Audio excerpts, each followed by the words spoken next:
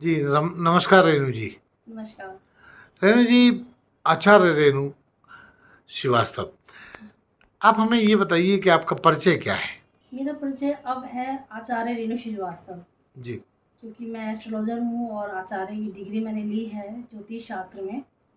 और वास्तु भी देखती हूँ मैं, और न्यूमरोलॉजी भी, मतलब पूरा वास्तु, टैरो कार्ड, ये सब। तो इसलिए professionally I am astrologer, you can say counsellor, astrologer counselling जो करते हैं वो। जी, रेणु जी, आपका परिचय दीजिए, जब से आप जन्मी हैं और आपका शैक्षणिक क्या अचीवमेंट रहा? देखिए, उतार चढ़ाव तो बहुत आए हैं लाइफ में, स्टडी में मेरे, और चेंजेस भी बहुत आए हैं। मेरी जो शुरुआत हुई थी वो एक बड़ी ही मिडिल क्लास फैमिली से थी। मैंने सरकारी स्कूल से पास आउट किया 12th। उसके बाद मैंने एमए हिंदी में किया और साथ साथ बीलीव किया कुरुक्षेत्र यूनिवर्सिटी से। क्योंकि उस टाइम मेरे दिमाग में ये था कि मैं प्रोफेसर बनना चाहती हूँ और नेट की तैयारी करूँगी, लेकिन नौकरी भी साथ में करती थी, इंडिपेंडेंट थी। तो इसलिए फिर मैंने फ्रीलांसर शुरू करा, क्योंकि मेरे दिमाग में जर्नलिस्ट बनना भी आ गया था, क्योंकि हमारे जानकार थे जिनसे मैं बड़ी इंस्पायर्ड रही, वो एक जर्नलिस्ट थे।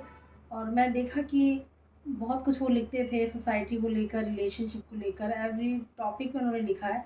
तो मैं जब स्कूल में पढ़ती थी तब मेरी उनसे मुलाकात हुई थी, तो मैं उनसे काफ़ी इंस्पायर्ड थी। फिर मैंने सोचा मेरा प्रोफेशन जर्नलिज्म होना चाहिए। बीच में मैंने छोटी मोटी नौकरियां की हैं, अकाउंटेंट की जॉब की है, वो सिर्फ अर्निंग पॉइंट ऑफ व्यू से की थी। बाकी एम पे मेरा फिर जर्नलिस्ट बनना ही था।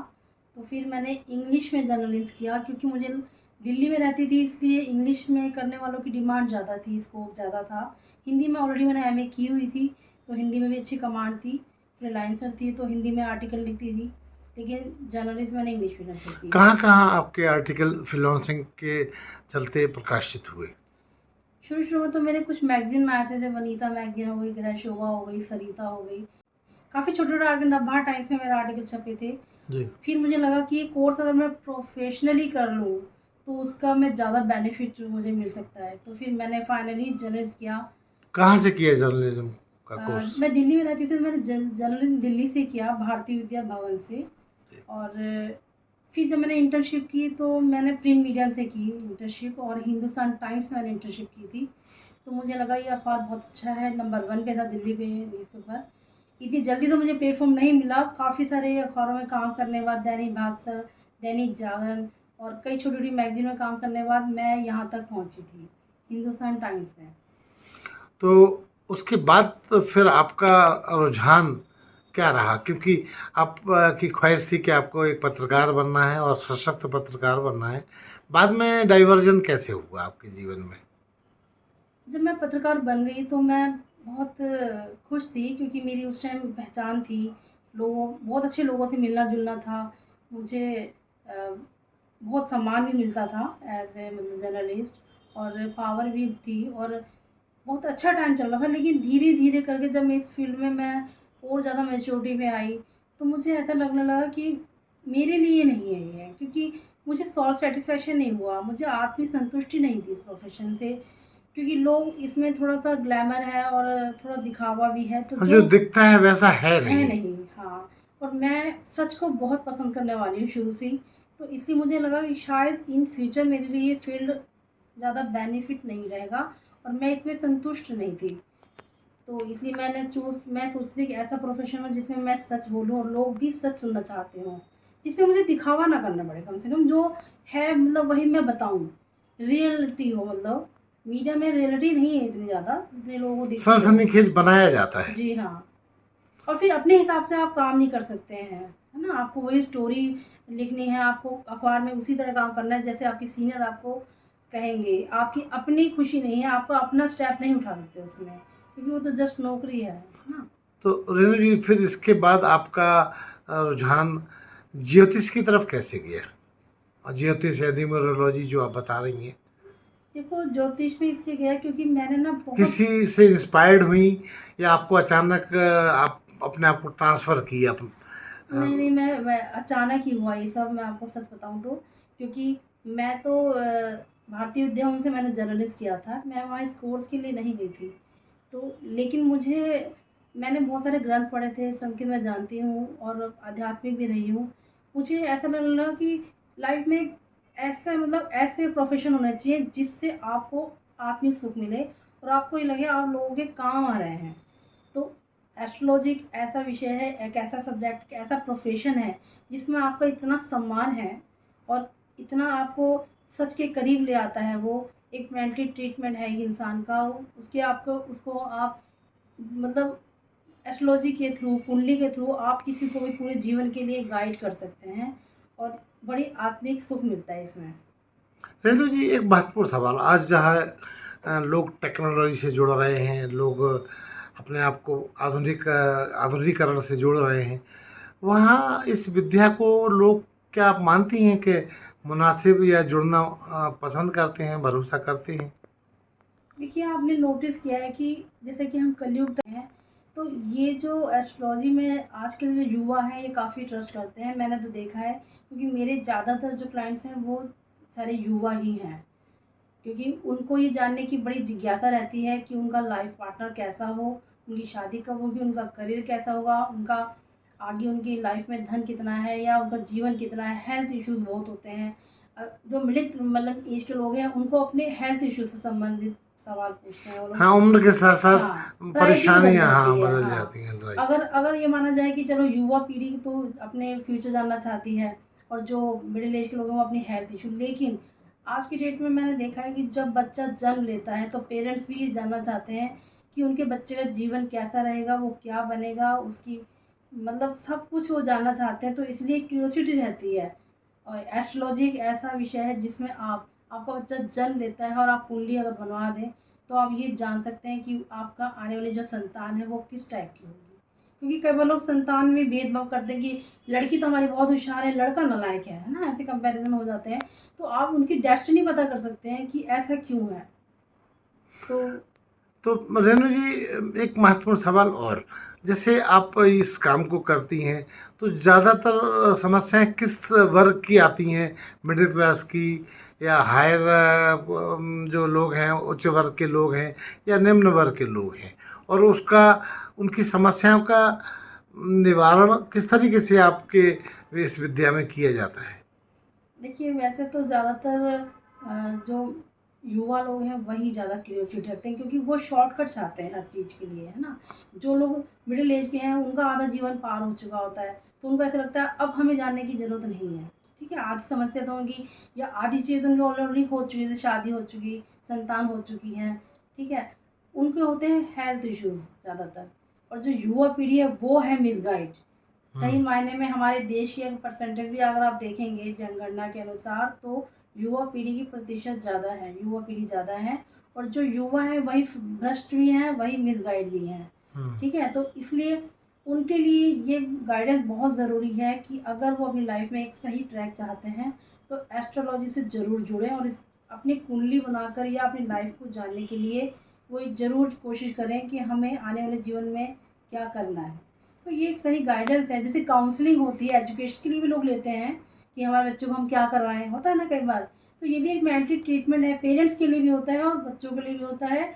और मैं समझती हूँ हर व्यक्ति के लिए ये बहुत नेसेसरी है। जी। क्योंकि पुराने ज़माने में सबसे पहले आपने देखा होगा, हमारे राजा महाराजा हो या कोई भी, सबसे पहले बच्चे की कुंडली बनाते थे। उससे काफ़ी कुछ क्लियर होता था कि हमारी संतान क्या करेगी, आगे लाइफ में कैसा होगा। क्योंकि क्यूरियोसिटी आपको ना इस जगह ले आती है और मुझे बड़ी खुशी होती है जब मैं ऐसे लोगों को बताती हूँ कि आपके संतान के योग हैं, आपकी संतान है। वो होपलेस होते हैं, बहुत फ्रस्ट्रेटेड आते हैं, बहुत मतलब आशा छोड़ चुके होते हैं, क्या हम ठीक होंगे, क्या हम ये कर लेंगे, क्या हमारा घर होगा अपना। तो ये जो ऐसे सवाल हैं जो आम लोग नहीं दे पाते हैं, ये एस्ट्रोलॉजी के थ्रू उन्हें पता चल सकते हैं और पता चलते हैं। तो जिससे मुझे लगता है कि ये प्रोफेशन मेरे लिए बहुत सही है और मैं बहुत सेटिस्फाई हूँ उसमें। रंजना जी, अभी आप जैसे एक जानी मानी ज्योतिषाचार्य के रूप में जानी जाती हैं, यहाँ तक कि पायदान पर पहुँचने में आपको कठिनाइयों का कहाँ सामना करना पड़ा? क्योंकि कहते हैं बिना मुश्किल के तो किसी को निखार आता ही नहीं है। जी हाँ, जैसे कि आपने हर प्रोफेशन में देखा है, जो एडवोकेट हो या डॉक्टर हो, ठीक है, करते आप एमबीबीएस हैं, लेकिन स्पेशलिटी आपकी किसी और चीज़ में होती है।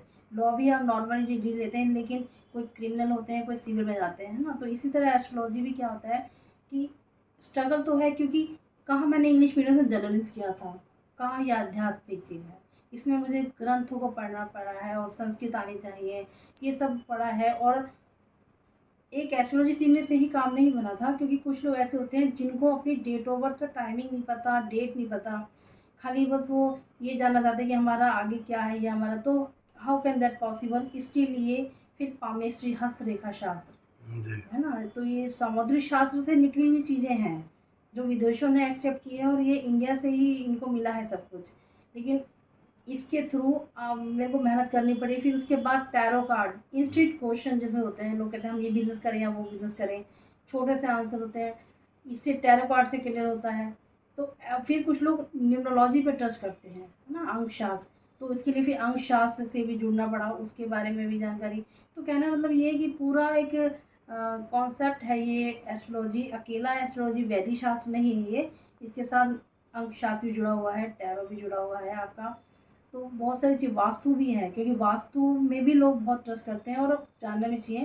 तो ये एक महत्वपूर्ण सवाल, चूँकि दुनिया में दुख तो सब जगह है, लेकिन आपके पास आने वाले क्लाइंट्स जो होते हैं, जो मुश्किल में जीने वाले लोग हैं, उनमें ज़्यादातर मेल, फीमेल या बच्चे या युवा या बेटियां होती हैं, कौन होती है, बताइए। एक्चुअली क्या है, जो लोग मिडिल एज पार कर चुके हैं वो लोग पंडितों के पास जाते हैं, जैसे बच्चों की शादियाँ करनी है ना, उनका पर्पस ये होता है। लेकिन जो युवा हैं वो थोड़े ज़्यादा अवेयर हैं। आज की डेट में मैं देखती हूँ मेरे ज़्यादातर जो क्लाइंट्स हैं वो युवा हैं, लड़कियां भी हैं और लड़के भी हैं, क्योंकि ये इनकी सारी प्रॉब्लम रिलेशनशिप से जुड़ी होती हैं। माता पिता से बन नहीं रही है, करियर में वो डिसाइड नहीं कर पाते हम क्या करें, रिलेशनशिप में वो फ्रस्ट्रेटेड होते हैं। तो युवाओं को तो इससे बहुत बेनिफिट मिल रहा है, मिलता है। तो मेरे पास तो ज़्यादातर जो आते हैं क्लाइंट वो युवा आते हैं, और बाकी वो लोग होते हैं जो बिल्कुल यंग है और जिनकी संतान नहीं हो रही है या जिनका मकान अपना नहीं है, ये तो रेयर हो गए। लेकिन ऑलमोस्ट जो मेरे पास क्लाइंट आते हैं वो युवा होते हैं। और युवा लोग जो होते हैं वो बड़े मिसगाइड होते हैं कि पापा चाहते हैं मैं डॉक्टर बनूं, मम्मी चाहती है मैं ये बनूं, और मैं बनना चाहता हूँ ऐसे, तो मेरी कुंडली में क्या है। तो दूसरा, रिलेशनशिप को लेके जैसे कि आप देख रहे हैं दुनिया में लोग अपने मन की बात नहीं कर पाते हैं, फ्रस्ट्रेटेड होते हैं, उनको उनको लगता है हम किससे अपने मन की बात शेयर करें। तो वो मेरे पास काउंसलिंग के लिए आते हैं, एस्ट्रोलॉजी काउंसलिंग की। काउंसलिंग कर कुंडली तो बनाना एक मात्र साधना हमारा काम है, लेकिन इसके अलावा वो काउंसलिंग उनके लिए बहुत ज़रूरी होती है कि जो बातें वो अपने पेरेंट्स से नहीं कर पाते, दोस्तों से नहीं कर पाते, वो यहाँ के क्लियर होते हैं। और वो बड़े ही उनके क्वेश्चन बहुत होते हैं जिसका आंसर मिलने के बाद वो उनको दिशा मिलती है सही, तो पॉजिटिव हो जाते हैं। जी, आपका मतलब ये है कि युवा पीढ़ी ज़्यादा अदृश्य रूप से परेशान है, माना कि वो न्यू टेक्नोलॉजी का इस्तेमाल करती है, इसके बावजूद भी। हाँ, क्योंकि युवा पीढ़ी जो है वो इसलिए मिसगाइड है क्योंकि आज के ज़माने में बहुत कम टाइम में लोग बहुत कुछ चाहते हैं। देखिए, जल्दी बड़ा होना बहुत चाहते हैं, जल्दी बड़ा पैसा होना कमाना चाहते हैं, चाहते हैं, नाम। पैसा भी चाहिए, हेल्थ भी चाहिए, रिश्ते भी चाहिए, सम्मान भी चाहिए, गाड़ी भी चाहिए, बंगला भी चाहिए। तो सब चीज़ें जब लोगों को नहीं मिलती तो लोग, आपने देखा होगा ज़्यादातर लोग नशे की तरफ बढ़ रहे हैं, क्योंकि वही लोग होते हैं जो मिसगाइड होते हैं, उन्हें समझ नहीं आ रहा था कि हम क्या करें। तो ज़्यादातर मेरे क्लाइंट जो हैं वो युवा आते हैं और काफ़ी अच्छी फील्ड के लोग होते हैं, आईटी में होते हैं, मतलब एडवोकेट होते हैं। तो ऐसा नहीं है कि आपके प्रोफेशन ही आपको डिस्टर्ब करेगा, या पढ़े लिखे लोगों को समस्याएं नहीं होती, ऐसा नहीं है। पढ़े लिखे लोग भी कंफ्यूज होते हैं, बल्कि उनको ज़्यादा प्रॉब्लम होती है, क्योंकि उनको ये बात पता होती है कि हमें वाकई किसी काउंसलर की ज़रूरत है। तो इसलिए मेरे पास तो ज़्यादातर क्लाइंट जो आते हैं वो युवा होते हैं, लड़के भी होते हैं और लड़कियां भी होती हैं। तो जी। क्योंकि उनको अपना लाइफ के बारे में बहुत जल्दी होती है सब कुछ जानने के लिए। रेणु जी, आप के आने वाले क्या प्रोजेक्ट्स होंगे? जैसे आप वास्तु का भी आप सलाह देती हैं, आप ज्योतिष का भी देती, न्यूमरोलॉजी, कुछ और नई विद्या को अपने जीवन में लाना चाहती हैं ताकि सोसाइटी को आपके द्वारा और लाभ मिल सके? हाँ, लाना चाहती हूँ और लाभ ले भी रही हूँ थोड़ा बहुत। जैसे कि मैं ये चाहती हूँ कि जब कोई मेरे पास क्लाइंट आए तो उसकी फेस रीडिंग से मैं जान जाऊँ कि वो क्या सवाल लेकर आया है। ये चीज़ें आपको ऐसे ही नहीं मिलेंगी, इसके लिए आपको बहुत ज़्यादा आध्यात्मिक होना पड़ेगा, आपको मेडिटेशन से बहुत डीपली जुड़ना पड़ेगा। ये एक सिक्स सेंस होती है। ये ज्योतिष विद्या सीखना सिर्फ ना किताबों में पढ़ना नहीं होता है, इसके लिए आपका आईक्यू लेवल होना चाहिए, लाइफ एक्सपीरियंस होना चाहिए, और आध्यात्मिक से जुड़ा होना चाहिए, जिससे आपको आउटपुट जो मिलेगा वो बहुत ही अच्छा रिजल्ट देगा। तो आगे का प्लान मेरा यही है कि अ, इतना अच्छा मैं लोगों को बता पाऊँ कि उनको मेरे पास आने के बाद कोई समस्या ही ना रहे, जी। उनके सारे सवालों का जवाब मैं दे सकूँ। रजनी जी, एक और महत्वपूर्ण सवाल, आप अपने पिताजी और माताजी का भी नाम बताइए, क्योंकि जहाँ से आपका उद्गम है, अगर इस इंटरव्यू में उनका नाम नहीं लिया जाएगा तो लगेगा कि अपूर्ण सा है। जी हाँ, ये तो है। देखिए, माता-पिता के जो जीन्स होते हैं, वही बच्चों में आते हैं, है ना? कभी-कभी आपने देखा होगा कुछ बच्चे पिता पर जाते हैं, कुछ लोग माता पे जाते हैं, तो उनका ज़िक्र कैसे पॉसिबल नहीं है और उनका तो बहुत बड़ा योगदान रहता है, क्योंकि उन्हीं के जीन्स से ही तो मैं आगे बढ़ी हूँ। मेरे पिताजी जो थे उनका नाम दीपचंद था और मेरी माता जो थी उनका नाम उर्मिला, वो अब नहीं है वैसे। लेकिन मैंने देखा मैंने बहुत कुछ सीखा उनसे। जैसे कि मेरे पिताजी थे वो बड़े ही ऑनेस्ट आदमी थे, सच बोलने में बड़ा बिलीव करते थे, दिखावा नहीं था उनके अंदर बिल्कुल भी। और जो मेरी माता जी थी वो इतनी टैलेंटेड थी कि वो इतना मेहनती औरत थी, इतने ज़्यादा स्वाभिमानी थी कि मैंने उनसे सीखा कि आदमी को इंडिपेंडेंट कैसे होना है, चाहे वो अनपढ़ हो या नहीं। कई बार लोग कहते हैं कि हम मिसगाइड हो गए थे और हमें भटकना पड़ा, महिलाओं को यहाँ जाना पड़ा। ऐसा नहीं है, अगर आपको कोई भी कला आती है, चाहे वो सिलाई, बुनाई, कढ़ाई कुछ भी है, तो आप अपना जीवन बहुत अच्छे बेहतर तरीके से जी सकते हैं। और दोनों ही सही बताऊँ तो दोनों ही ना इलिटरेट थे, अनपढ़ थे, लेकिन फिर भी उन्होंने बच्चों को बड़ी शिक्षा दी।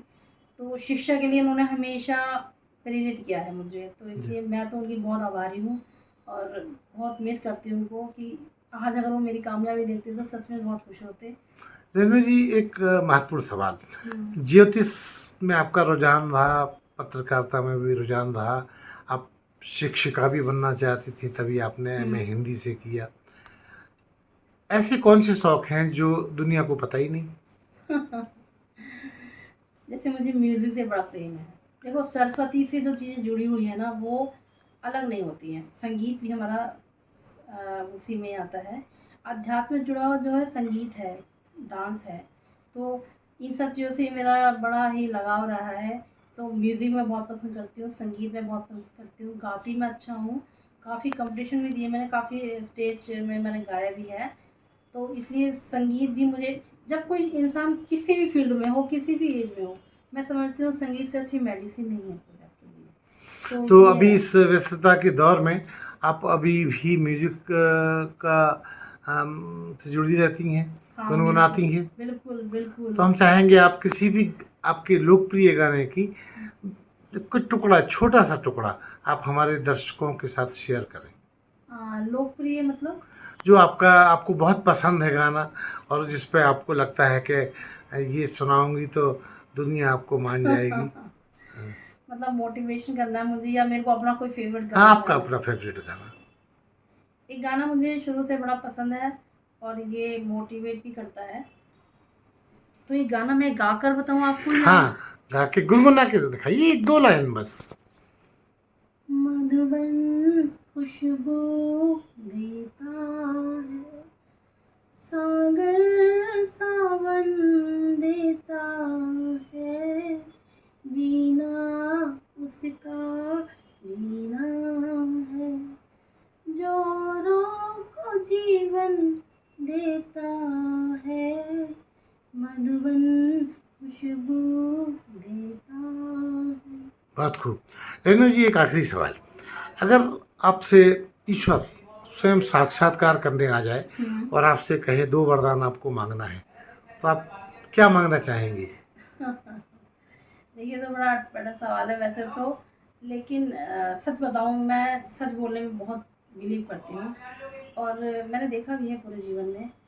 सबसे पहले तो मैं पुरुष बनना चाहूँगी, पुरुष बनना चाहूँगी। भगवान से मैं यही जी। कहूँगी क्या कि जो मैं मेरा अगला जीवन हो, बेशक महिलाओं में बहुत कला है, बहुत महिलाएँ सक्सेस हुई हैं, लेकिन सही मायने में ना, कंपेयर टू मैन, जो फीमेल होती है ना उनकी लाइफ में बहुत ज़्यादा स्ट्रगल होता है, ठीक है, क्योंकि वो। दूसरा? और दूसरा मैं चाहूँगी कि इस जीवन में तो मैं लोगों को गाइडेंस कर रही हूँ, मोटिवेट कर रही हूँ, लेकिन अगले जीवन में मैं बहुत अच्छी सिंगर बनूँ या पेंटर बनूँ, क्योंकि मुझे ड्राइंग से भी बहुत लगाव है, पेंटिंग से भी। पेंटिंग एक ऐसा साइलेंस लेसन है लाइफ में कि आप देखकर भी ना उसे बहुत कुछ सीख सकते हैं।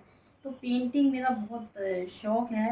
तो मैं चाहती हूँ जो मेरा आने वाला जीवन या अगला जीवन हो, उसमें मैं पेंटिंग करूँ और पेंटर बनूँ बहुत अच्छी, आर्टिस्ट होना चाहिए, मतलब आर्टिस्टिक ही मेरा प्रोफेशन रहे। चलिए रेनू जी, बंजारा बीट से बात करने के लिए बहुत बहुत धन्यवाद।